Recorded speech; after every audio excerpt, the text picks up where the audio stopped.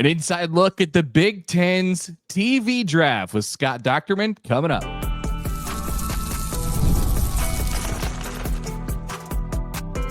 You are Locked On Nebraska, your daily Nebraska Cornhuskers podcast, part of the Locked On Podcast Network, your team every day. Good morning, and thanks for making Locked On Nebraska your first listen every day. We are free and available wherever you get podcasts and on YouTube, part of the Locked On Podcast Network, your team every day. And today's episode is brought to you by Monarch Money. Take control of your finances with Monarch Money and use the code LOCKEDONCollege at monarchmoney.com for 50% off your first year. All right, welcome in. Mitch Sherman from The Athletic. Connor Happer of 1620 The Zone is with me as always, and we are pleased to be joined by a fantastic guest today, my co-worker at The Athletic, Scott Dochterman. Scott, thank you for coming in to join us this morning and add all of your expertise about what I think is an extremely fascinating subject that comes into the public view every year at the end of May.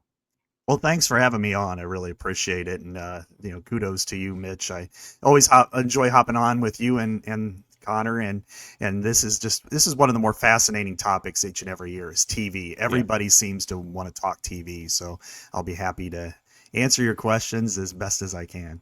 Yeah. I mean, you dug into it as well or better than anyone. And if you have not seen Scott's article, it came out May 29th on The Athletic. It's titled Inside the Big Ten's TV Draft, How Fox, NBC, and CBS Split Up the 2025 Football Schedule. And Scott talked to executives from all three of the networks.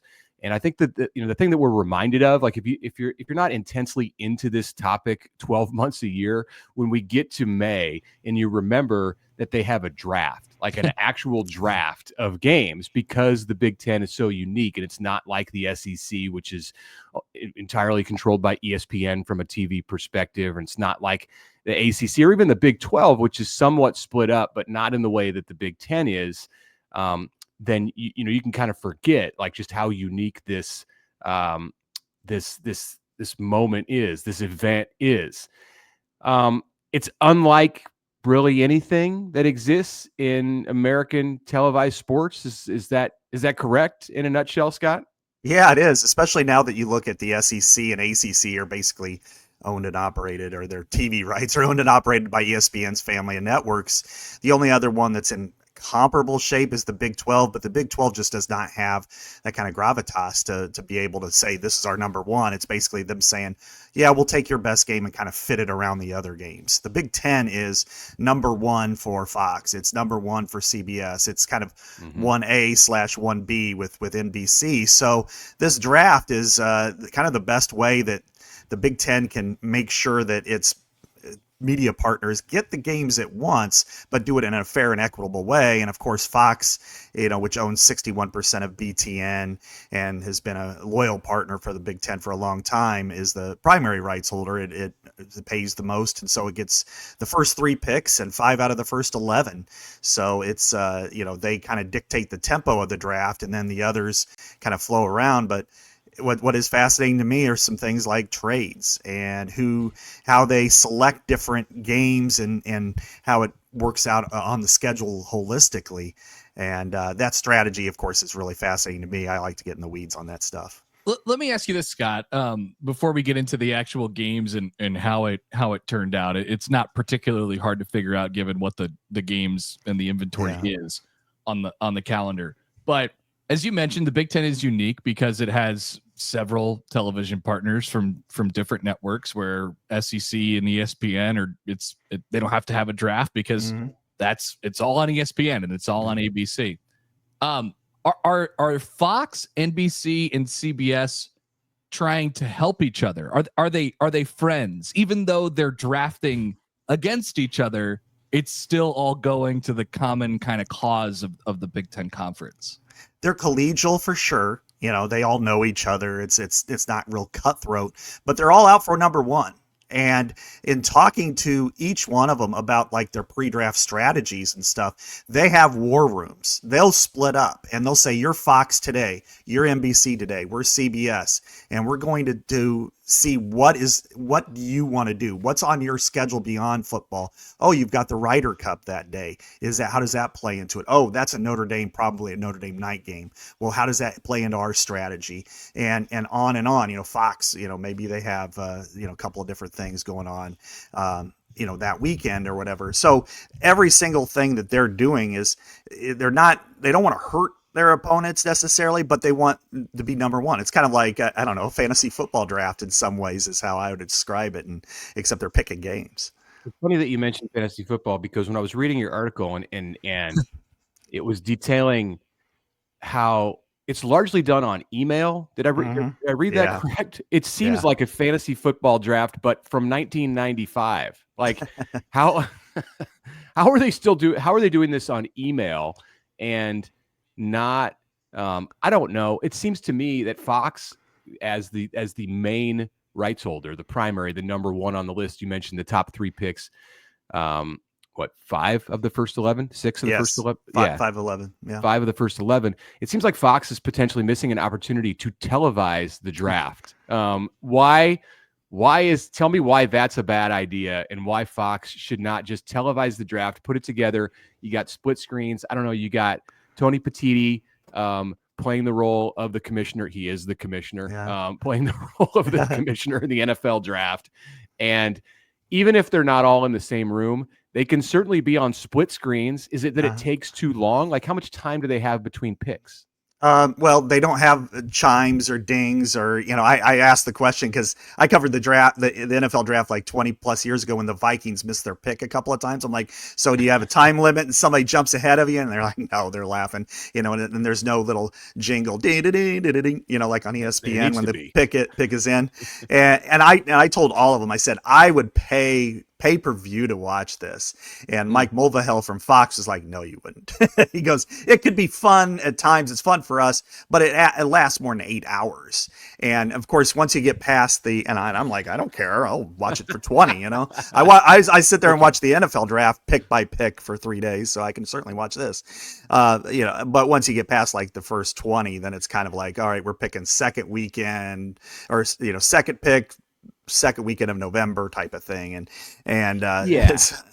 So that's part of it. But, the interesting thing to me also was, where do they position themselves? Like fantasy football, you're either doing it online and doing click, click, click. And I'm like, wouldn't that be easier? They did do a teleconference before, but they said that just got excruciatingly long, because, it'd be 8 hours on a teleconference. And it was like, so that's why they went with email. But it was like our jobs sometimes. Yeah, exactly. And they were, but like CBS and NBC would go to like conference rooms in their headquarters. Like NBC was in Connecticut, and I can't remember exactly which one CBS was in. But Fox, they did it kind of remote from each other. Like there were like 3 people in each room for CBS and NBC, and Fox had like 3 people, but they were kind of positioned in different places. So they were on their own Zoom while the whole thing was going on. I would imagine, just to follow up on that, Scott, like if you did televise it, if people got an inside look of what the discussions were like, it might not be comfortable for the fan bases, because you really get to see what the TV networks think of. That would be great though. Yes, it would cause several wildfires across the Big Ten Conference. Oh man, can you imagine? It's like, we don't want to have Iowa's offense in prime time, do we? Something like that. It's like this team gets run over all the time when they play good teams, and you could have all kinds of unvarnished conversations, which of course we would totally eat up, and so would everybody else.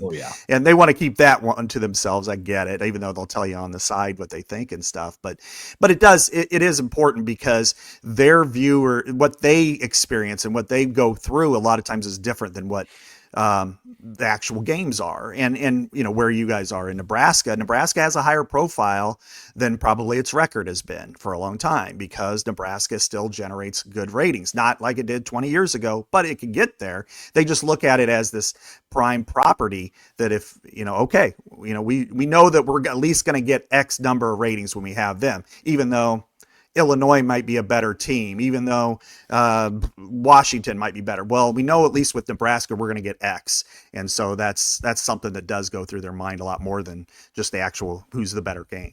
One quick thing before we take a break, and we'll come back and talk about some of the games this year and some of the Nebraska games too that factored in the draft. So I have a question about the trades. Why is that a thing? Like, do they trade do you get like a pick to be named later? Do you get like a late round trade? Like you get to pick ahead of us at the end of the draft? Or are they just like, you get 3, we're going to give you 4? You have a great example in your story about a trade from last year that allowed NBC to move up from its original spot and get the 3rd pick, which should go to Fox according to the contract. And NBC picked Ohio State at Oregon, which drew in excess of 10 million viewers. So that seems like a huge win for NBC. Like, what does Fox get out of that in the trade? Well, they've got, I don't know exactly the back end. I mean, they flipped 3 and 5, and then I think they also got 6, and then they gave up 8. So they actually get more windows. They get an extra window. Yeah. Okay. So it's just it's a flip of picks, but then it's like, hey, we flip first rounders and then we flip 2 later picks. I get you. So you move up in one, move back in the other. Okay, that makes sense. And the strategy was pretty sound, I think, by NBC because, well, Fox always takes Ohio State, Michigan number 1. It's just duh.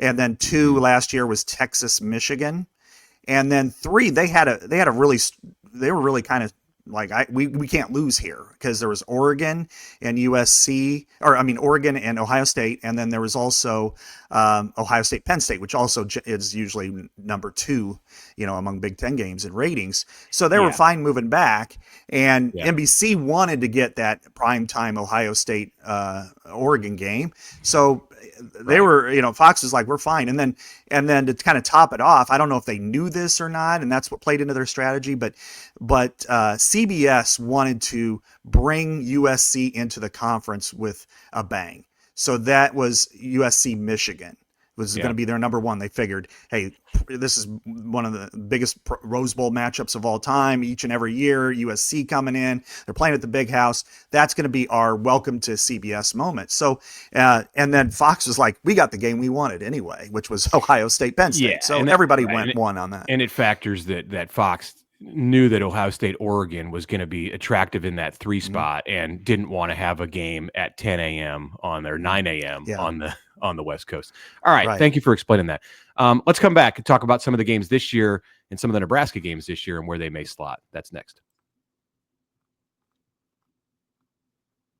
But first, a word from our friends at Monarch Money. Ever wonder where all your money went between dining out, online shopping, entertainment? It's easy to lose track. That's where Monarch Money comes in, your personal CFO, giving you full responsibility, full visibility, and control over your finances. Monarch Money isn't just a budgeting app. It's a complete financial command center. You could track all your accounts, investments, and spending all in one place, so you stop just managing your money and start building wealth. It has all-in-one convenience. Instead of juggling multiple apps trying to figure out what's what and where is where, you could use Monarch to check your finances, track spending, and plan long-term goals. So take control of your finances today with Monarch Money. Use the code LOCKEDONCollege at monarchmoney.com for 50% off your first year. monarchmoney.com, code LOCKEDONCollege for half off your first year. All right, welcome back. Connor Happer, Mitch Sherman, Scott Dochterman from The Athletic, talking Big Ten TV draft, an excellent summer topic every year. As you wrote, Scott, the number 1 pick every year is Ohio State and Michigan. There was also some other big games. The number 2 pick this year, of course, was Texas and Ohio State. They're playing each other this year. What were some of the other big time coveted games at the top, and what did the networks like the non-Fox networks, CBS and NBC, end up with in their first picks? Yeah, I know for sure with NBC. Well, number 3 was Ohio State, Penn State. So that Fox just again ran the football. Took the one that's going to get them the most ratings, and it's a big time of year. And of course, those 2 teams could be 1 versus 3 or 1 versus 2 at that point. So there's no wrong November choice 1st there for that game. Yeah, so yeah, exactly. Now what NBC did, and this was also something fascinating because I know this was something the Big Ten had targeted a long time ago, was because Penn State was kind of upset. It wasn't getting its whiteout last year. They had to put their whiteout on Peacock, and they were really kind of upset about that. Ohio State was even more so, which Mitch and I wrote about, about 6 months ago. The 6 straight noon games. Yeah, and that's another factor in this whole thing. But they ended up, going with Oregon Penn State. It's the rematch of the Big Ten championship, prime time, September 27th. It's going to be a whiteout. It was like, and it's also the weekend of the Ryder Cup. So their strategy was, we're going to kill it this weekend. We've got the Ryder Cup leading into Oregon Penn State. And then the next day, I think, is Green Bay Dallas in football, in NFL on their Sunday night. So they figured Ryder Cup, we're going to have an awesome weekend here. And so they kind of packaged it around that. And I think the Big Ten was kind of steering that too. Even though officially they say everything's open on the table to all of us, except Fox can't do West Coast games at noon, or the big noon window. How they've kind of managed that a little bit is they said, well, at least we can go to those places on Friday night, but they can't get a big West Coast game there. So that's another one. As far as CBS was a little more coy, I don't know which weekend they drafted, but I know one of the highest ones was in week 4, Michigan at Nebraska. And part of that is name recognition, obviously. 2 teams that generate a hell of a lot of ratings, high ratings. Plus, both teams have interesting trajectories. We think they're both going to be better than what they were last year, that Nebraska could take that step forward, that Michigan took a step back last year, but has, exciting young freshmen. So the storylines are pretty rich that week, and CBS took that as its number one. And that's, that's what I was kind of describing before about TV ratings. I mean, if you look at on paper, the best game is Illinois and Indiana. 2 teams that could be in the top 15, maybe top 20. Indiana went to the playoff. Illinois just kind of missed out and probably wasn't rated high enough last year. Yet, hey, ratings bank, Michigan, Nebraska. And so that's why they went with that one on week 4. Michigan, Nebraska, 2:30 p.m., September 27th at Memorial Stadium. Perhaps CBS can get Sharon Moore to contribute to the broadcast since he chose not to coach in that game. Yeah. What a screwed up situation, right? Yeah. Let's talk a little bit about Nebraska. So something that fascinates me every year as we go through this, and you kind of hit on it in that last answer, is that the Ryder Cup, is that other sports and the NFL are involved in these decisions. And as we get to the Friday night conversation this year, there was a lot of anxiety among Nebraska fans about what was going to happen with Friday night. Nebraska, to some good reviews and some bad reviews. If you're watching on YouTube, I'm raising my hand. There was a Friday night game at Memorial Stadium in Lincoln last year when Illinois came in. Game went to overtime. Nebraska lost. We don't talk about overtime on this podcast, but this year, Nebraska potentially could have ended up in the Rose Bowl on a Friday night game, which I think people were excited about the idea of that. It ends up being at Minnesota on a Friday night, which is interesting. And I know you have a lot of insight into the Minnesota program, Scott, and of course into Nebraska too, and all of the Big Ten teams. But there are only 5 Big Ten Friday night games this year after 9 a year ago. Fox had the World Series last year just as it does this year, so it's not strictly a baseball thing. What happened there? Yeah, part of it was baseball. That last year, whatever the experience was, we all could see that one coming. I mean, when you're kicking off at 11 Eastern for Rutgers out on the West Coast. Now, it worked out perfectly for them in the way they wanted to set it up. Wow, you got Dodgers, Yankees, you got New York, you got LA here in this football game. But I don't think Rutgers will play. They're probably more amenable than anybody else, but they're also like, this is pretty tough. And Fox decided that let's just lean into playoff baseball. It's a main property on those Friday nights, the last 2 in October, and so that's why there was partially part of the reason why they took it off. The other part was they have some really good Big 12 inventory. And they decided that maybe it's worked better for them to go ahead and put that in a Friday night window. And so they doubled their Big 12 output on Friday nights. And there are some really good Big 12 games that I think that would be better than most Big 10 games that they would put, because the philosophy that they have on Big 10 Friday night is it can't be a game, or it's designated so early in advance, way before the draft. It's like in March that they designate them. And it's like, these games cannot be games that NBC or CBS would want to draft. So then they take kind of like, all right, 3 or 4. Sometimes it would work out that way, but they really are intentional to like, hey, we're not going to put Penn State, Wisconsin, or, something like that, or, like the weekend that Nebraska is at Minnesota.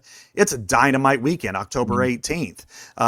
You've got Ohio State at Wisconsin. That's a name matchup. You got Washington at Michigan, a rematch again of the championship 2 years ago. You got Penn State at Iowa, which is big. Plus on NBC, it's not their game, but it involves a team, USC at Notre Dame. So you've got a lot of inventory there, and it makes a lot of sense that, hey, this game probably would have gotten lost on a Saturday. Elevate it, and now I watch any of those games in the Old West Division. I love them, but and Minnesota was Nebraska to me. Come on, man, we got to get the chair as the 12th or the 20th trophy in the Big Ten play officially. That's right. Scott, before we take another break here, Fox, there was, Mitch mentioned it before, there was all this consternation from Ohio State about Big Noon, and, they played 6 straight, and they teams don't necessarily love it when they play their biggest games of the year at 11 o'clock in the morning or noon Eastern. But Fox, it's been a huge hit for them over the last several years, and they don't want to necessarily go head to head with the SEC at night. I guess my question is, what would happen if they didn't? I don't think we're in any danger of moving Big Noon. They're not going to move that out because they love it so much and it's been such a big hit. But what would that look like on the national scale if those primetime games were not at noon or were not at 11 a.m. Central Time? It'd be, you'd see a lot of split ratings, and I think that's what they fear, and that's why they found that niche at noon, because as we can remember, up until Big Noon became a thing about, I don't know, the late teens, 2018, 2019. Until then, noon was kind of seen as, all right, here's the third game, on ESPN2. It's Northwestern and Purdue. It's, whatever. And then you get into 2:30 and an occasional primetime game in the Big Ten. And then, of course, in the Big 12, it was a little different structure. But in this case, they found, hey, we got great ratings early. And the ratings, and one thing Mike Milvihill said from Fox was, you take away our top 3 picks from last year, and our ratings for our season was still higher on average than the others. So they love that Big Noon kickoff. Now, they also respect the Ohio State situation. And last 6 games, 5 of which were on Big Noon. All of them were at noon. And they understand it. They're partially like, we're going to try to work with them, but guess what? We're also paying them a lot of money. They have the richest media rights deal, and this is mutually beneficial. So now, how can that be rectified in the future? It wouldn't surprise me at all if at some point, whether it's Petiti or Ohio State or Michigan or Penn State or something, says, we need a little bit more. Right now it's 16 equal shares. And then there's a stipend for Oregon and Washington. And then when they become vested, Nebraska dealt with that too for 6 years. And, but when you get those, I could see Nebraska, maybe some sort of a formula where if you're on Big Noon, maybe you get an extra percentage, you get something else. And that's probably fair, because they are giving up a primetime window. They're giving up prime recruiting territory. Now, Ohio State needs it? Not really, but still, it's their prestige. That's scary. I've always been scared of the world where Ohio State wakes up and they're like, hey, why are we making the same amount as Rutgers? That's a really, really scary world that we could go to. Exactly. All right. Well, you guys dealt with it with Texas and Nebraska in the Big 12. For sure. Okay, and it caused Nebraska to leave the league. So, let's come back and talk about Black Friday. We have not discussed that yet. More with Scott Dochterman after this.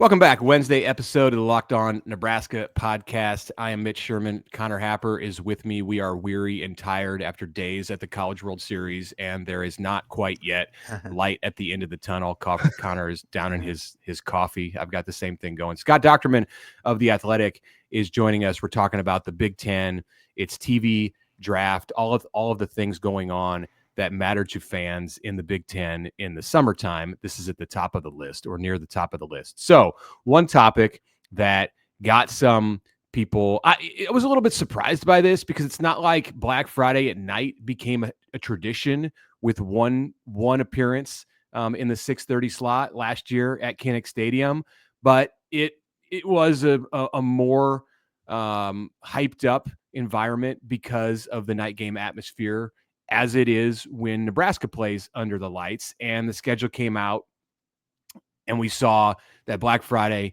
is at 11 a.m. on CBS this year. So what went into that? And should Nebraska at all feel slighted that Iowa got a Black Friday night game and Nebraska did not? And will we expect that it could go back to a night game when the series returns to Iowa City in 2026?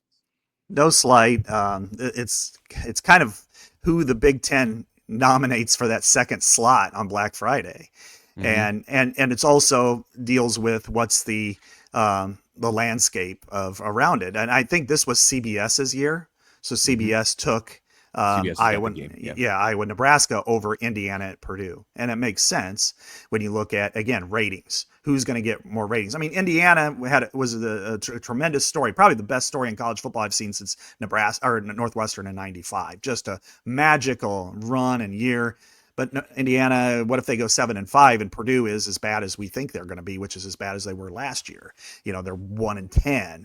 And what kind of ratings is that going to be? So if you're CBS, it's like a no-brainer. Again, these could be two teams playing 13-10, but they're still going to get more ratings. And then you look across the way, and this is another part of the TV schedule that really matters is these teams, these networks what are the other games we have to go against?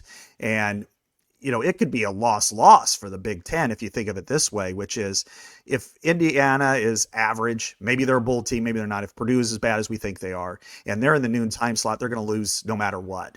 And then you put Iowa, Nebraska, which actually has probably more, it certainly has more equity on Black Friday, has more equity with the fan base. If you put that against Texas A&M, Texas, that has a chance to lose. Now, if you have Iowa, Nebraska against the Egg Bowl, that could be a pretty, interesting matchup.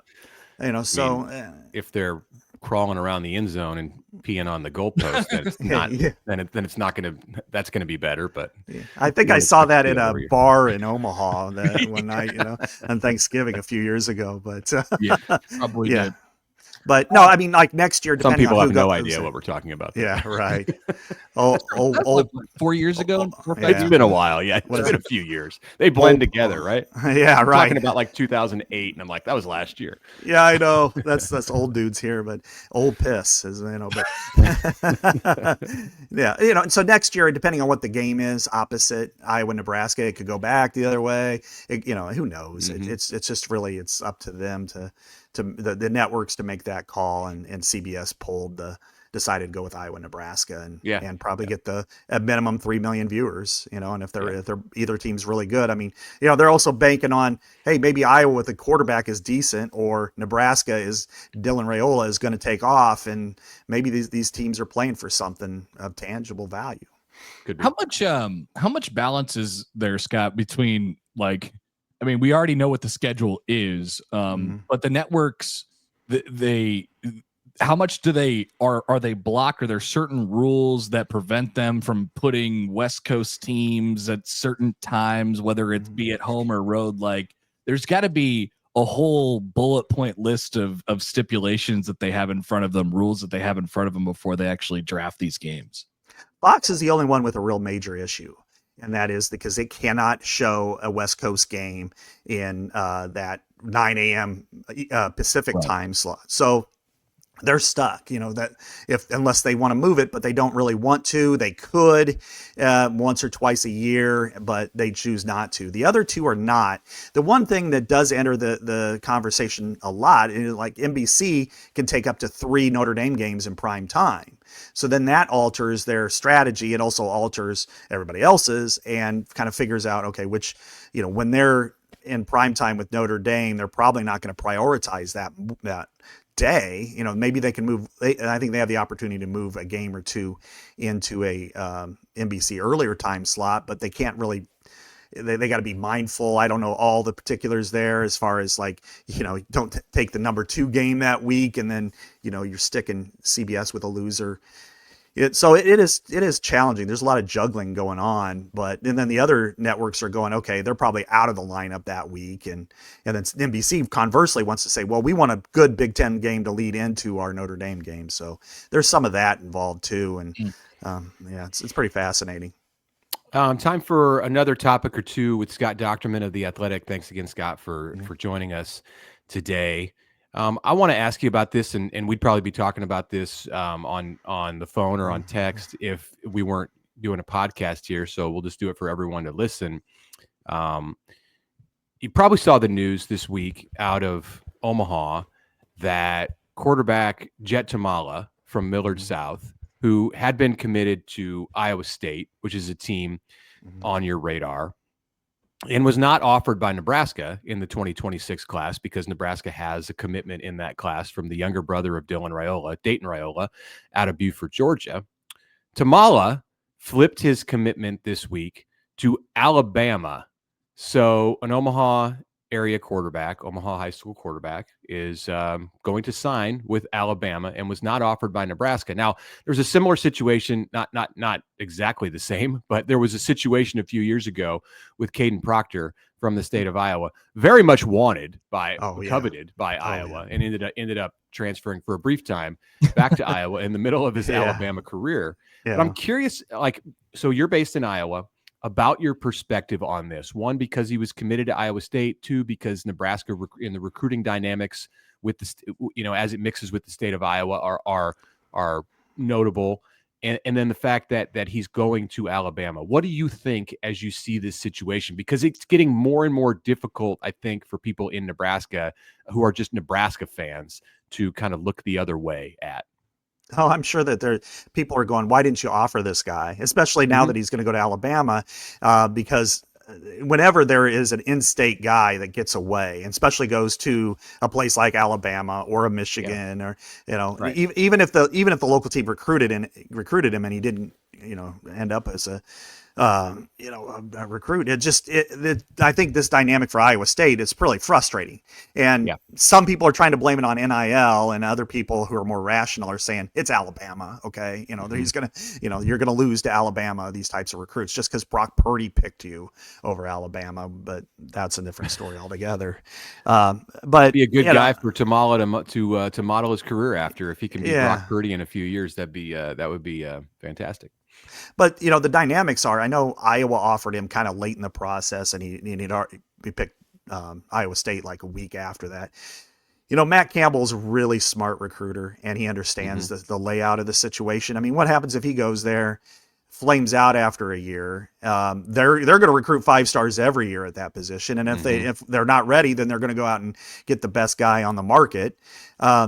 What happens after his first spring, he's like, I'm going to be a redshirt freshman. There's no path to the playing field.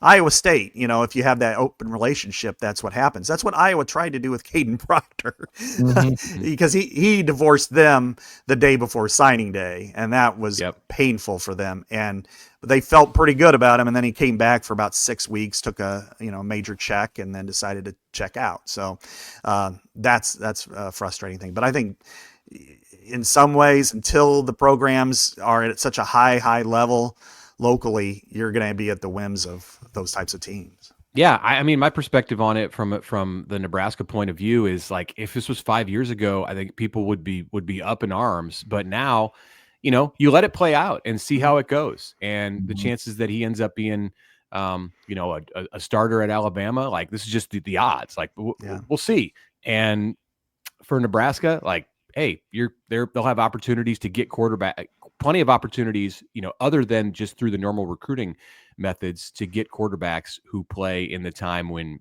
Tamala is running somebody's system. So things have just changed so much in this area, but it's really. I was talking in the College World Series press box on Tuesday with the long retired coach of the University of Nebraska at Omaha football team, and Sandy Buddha, who works for Mecca, the organizing committee for big events in Omaha. And I said, how come when you were coaching football in the city of Omaha, there weren't any quarterbacks who were good enough to go to the University of Alabama on scholarship? And we had an interesting conversation about that. And he's seen Tamala play up close quite a bit and really likes him. So it'll be fascinating to watch that thing play out from the eyes of Nebraska, from the eyes of Iowa State, and of course to see what happens with him in Tuscaloosa. Yeah, for sure. But every year, as you said, I mean, the school that I used to cover exclusively has lost a quarterback with eligibility every year since 2017. Every single quarterback they recruited has left with eligibility, and then several transfer portal guys. That's just how it is. And so you just deal with it, and you hope that you can rectify it. And you got Nebraska has a great prospect, of course, and Dylan Raiola, who had I thought a nice freshman year and showed a lot of talent and promise. And that's probably why there's not as much fervor. If it was Jeff Sims back there, you might be a little bit different, and oh my God, I can't believe we didn't recruit this guy and what's going on with Rule and everything. But I think the transfer portal has changed so much when it comes to this, because you don't feel like, oh, if we don't get a guy, we're really screwed. We got to go JUCO or something like that. Now all right, we'll just take another swing at it. It just cost us more money. Well, Scott, we appreciate you doing this. We appreciate your insight on this specific topic, the TV draft every year, and you continue to be busy throughout the remainder of the summer, because we have to figure out this whole college football playoff for 2026 as well. Yeah, thank you. And that part's entertaining too. The fight between the Big Ten and SEC. We could have a whole other podcast on that thing. We probably will. We have. Yeah. Yeah. Thanks, Scott. All right. Thanks for having me. That's it for us today. Thanks for making Locked On Nebraska your first listen. And for your second listen, check out The Portal Show with Brian Smith. Find The Portal on YouTube or wherever you get your podcasts.